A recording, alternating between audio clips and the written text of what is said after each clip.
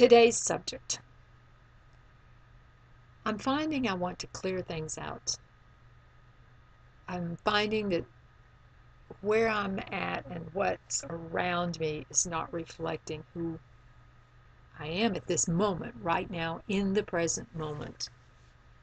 And each present moment that is here, which there's only one, it's always that feeling. It's a continued feeling. It's not just a spur of the moment thing. It's been going on.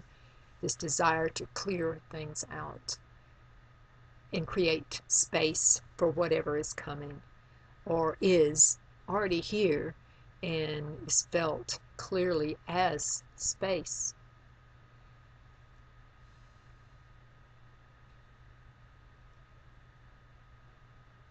The more quiet we become,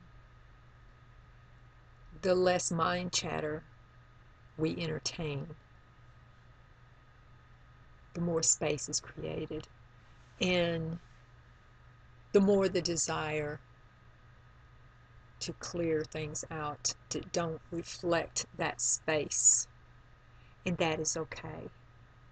Sometimes it's hard to let go of some of the things, like I have many things from my family, great grandparents, parents, my husband's family, same thing. And sometimes it's hard to let those things go. You feel like you should keep them because it's part of them, especially if they're creative, artistic people and you have their paintings, their drawings, their ceramic and china painting, or their knitting or whatever. And, things that they physically created with their hands. There's a great attachment to that sometimes. And the closer they are to you, the more you want to hold on to these things. And there is nothing wrong with that.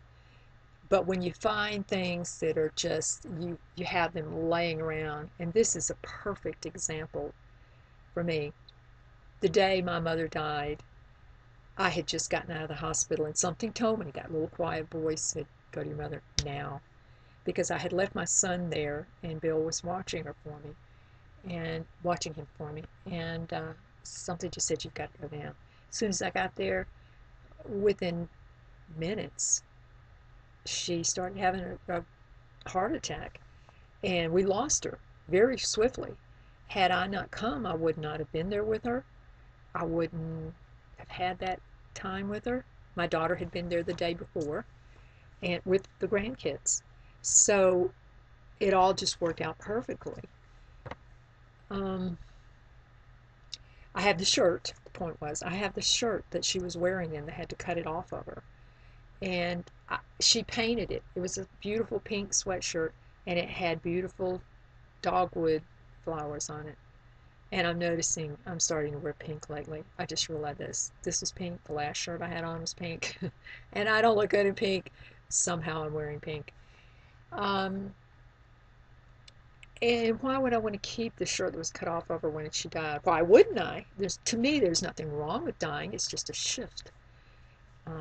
As I've said before, we're just come into these bodies and take these forms for whatever reason we do. And that's all they are, is temporary forms. It's not really us.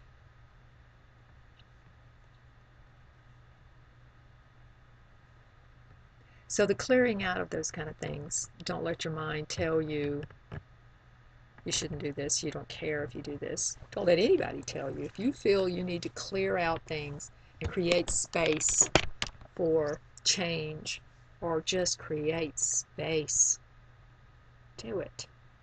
Do what's best for you. Do what the heart directs to you. And if you're worried about it, ask the family, do you want these things? I've given many things away. My daughter came over and she wanted photographs of her and the girls, her sisters. And I said, well, if you want them, take them. If they make you happy, that's great. And I would rather know that they have them rather than them having to come here at the house after I've died and go through this stuff and be crying and sad. I'd rather give them joy now. You take them on. I have all the memories. All of them are there, and they will always be there. in one form or another. So once you start experiencing the space within, that space that's created from the silence, from the non-chatter being there, and even if the chatter's going on, you're not responding to it, that just creates more and more space. Because when you don't respond, it's not creating anything. You create by responding. You create by feeding it with your attention. So don't. And then there's more space. It's like somebody calls you a dirty, rotten rat. If you don't take offense to it, offense is not created. And it is hard to just say, oh, I can't, I have to love my brother, I can't create, all these things we say we have to do. I have to do it this way. I have to not create trouble. That's not what I'm saying. I'm not giving you another practice or something to do. This will naturally happen. You'll naturally experience it. And you'll see in your life, from observing your thoughts and your actions, if you're honest with yourself, you will begin to see how you are creating everything that's going on around you. And you'll be more in control, in a sense, of what's going on, because you won't react when there's no need to react. You won't be sad when there's no need to be sad. There's always joy. It's always there, but we buffer it and cover it up by misunderstanding what is going on and labeling it and turning it into something else. It isn't that my mother died. She shifted. And yes, that's another label. She's shifted, she's changed, whatever you want to call to understand it without putting a label like death, or God took her away from me, or it was just her time. Well, I just don't like those boxes anymore. I like what I feel is the truth. Everything shifts. Science has proven once something is, it's never not. Now, I may cease to breathe. This body may stop breathing, and therefore I will rot and be cremated or buried and decompose, but I'm still there. Everything that made up this body is still spinning on this planet. Even if the world explodes, everything that's in this earth will be spinning in the universe, as it already is spinning in the universe. We think it's a big planet, but it's minute, it's cellular compared to what we're thinking if you look at the universe. But all this never goes. It simply changes. It simply shifts forms. And that is such a revelation. To understand it is so freeing. That is what is the eternal. You are eternal.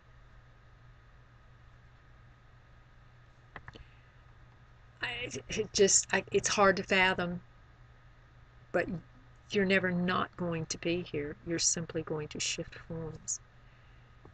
And that's okay too. Eventually, what your ash makes a plant grow, so it's inside the plant. Something eats the plant. Something human maybe eats the animal, and then that animal feeds the man, and the man's semen and the mother's eggs, and it all goes together, and there is a part of that beingness taken form. It's not Davy, it's not Molly, my mother, it's not my husband Clay or my children. It's just it. It is that taken form as what is in this presence.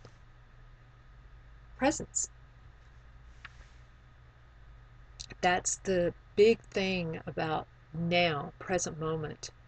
When you stay in the present moment, now, right now, right now, no, right now, right now. The minute you said it, that is it now, then it's past. The minute you think of it, that you jump to the future, now, right now. Staying there, like when you're sick and just you want to puke your guts out, you fight it instead of going, okay, I'm sick. If I throw up, I will feel better. So let's quit fighting it. Let's throw up and feel better and lay down and get better and rest. Instead, usually my choice is get up and walk around, fight it. Get up and walk around, fight it. If you walk around, you feel better. So you just only get sicker. The fighting things instead of accepting them as that present moment and seeing the value of them as what they are, what it's teaching you at that moment, what you're learning from it at that moment is just amazing. Wow, I have a pulmonary edema and I'm in the hospital. Whoa, do you hear the music? Oh, this is unbelievable. You look up at the screen and there's this just heavenly music, some people would call it, playing. Wow, what a gift. You concentrate on that now, present moment, and the doctors are giving you medicine. They're making you better. And before you know it, 2 weeks you're out of the hospital. And it takes time. You get stronger and you get stronger. But if I had laid there and fought it, instead of enjoying the beautiful music or the wonderful nurses and techs that came in and we shared about now, the present moment, I would have missed all the joyous, wonderful things that went on in that hospital. I mean, they're just wonderful people in there. It just blows my mind, the memory of it. I have no negative memory of being in the hospital. It was fantastic. So it's how you see it. It's how you interpret it. Your whole life is. So clear out the space, clear out the garbage in your life. And I used my passed on relatives as an example, but there are many things to clear out, many things. And it's not just physical things. There's mind clutter, mind chatter, lies, past, futures. Just let it all go now. Now is all there is, all there ever will be. And if you stay present as presence, it gets quieter, quieter, quieter. And then at that point, it's just indescribable. Then at that point, you begin to see clearly, so clearly, things that you looked at before and judged and labeled and put in a box so mistakenly. And because of the boxes you put it in, you ran your life by the descriptions. And without the descriptions, the box begins to tear open. And what you labeled as horrible, bad, scary became, oh, wow, and joyful.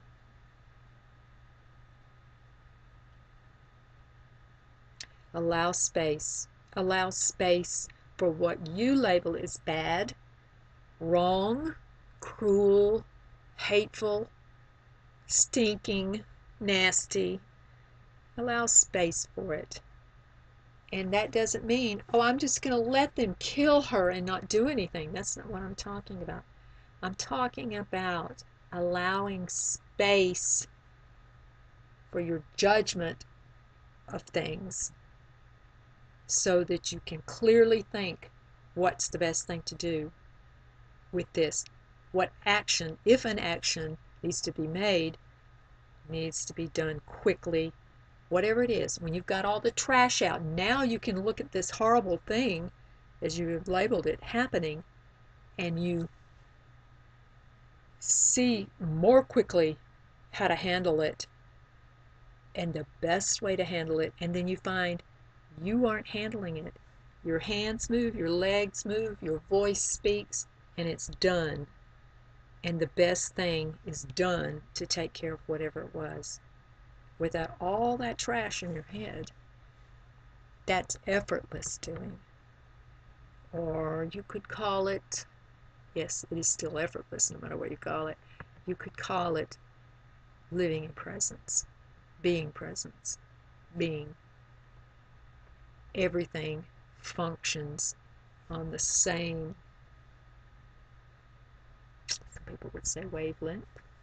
Everything does function from the same energy source.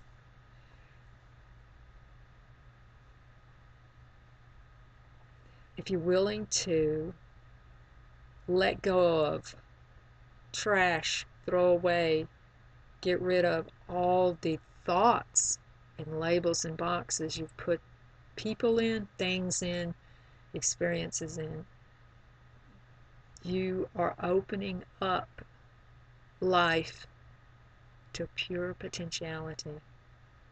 Pure potentiality, like they speak of in science. The pure potential. And that's just amazing. Instead of anything happening, being done by your limitations, your descriptions, it is done as it should be. Thy will be done, as it is said in some scriptures. It just, everything, the whole universe spins to take care of it.